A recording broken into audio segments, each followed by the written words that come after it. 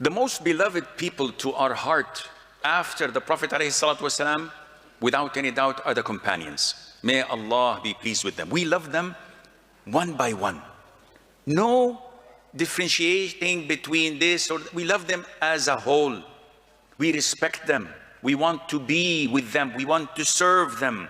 Because the Prophet said this, ﷺ, and nobody can deny this. The best of generations, the best of people are my generation. Who's the Prophet's generation, ﷺ? Companions. Then the generation that follows them, known as at-tabi'in. Then the generation that follows them, and these are the tabi'in.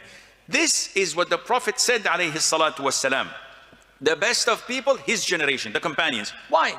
Number one, because they accompanied the Prophet ﷺ. They were with him. They witnessed everything he did. They ate with him, drank with him, traveled with him, fought with him, lived with him. He corrected them when they were wrong, and he praised them and complimented them when they were right. So this is reason number one. The second reason is because Allah selected them, favored them, raised them over all the people. So the best of people to have walked the earth after the messengers of Allah are the companions. This is why you see us enraged when any ignorant imbecile says a negative remark on one of them, regardless of anyone, let alone those haters, these disbelievers, these kuffar who tarnish their reputation, slander them, curse them, say bad things about them. No, we don't talk about non-Muslims. We're talking about the Muslims. Abdullah ibn Mas'ud, may Allah be pleased with him, said, Allah the Almighty looked at his creation and he found that Muhammad sallallahu alayhi wa sallam is the best of his creation, the best of hearts. So he chose him, he gave him his message to propagate to mankind and to the jinn. Then Allah looked at his servants' hearts and found that his companions were the best of the best. So he made them his ministers, fighting with him and protecting his religion. Ibn Mas'ud says, may Allah be pleased with him. So whatever the Muslims see, the companions see to be good, it is good.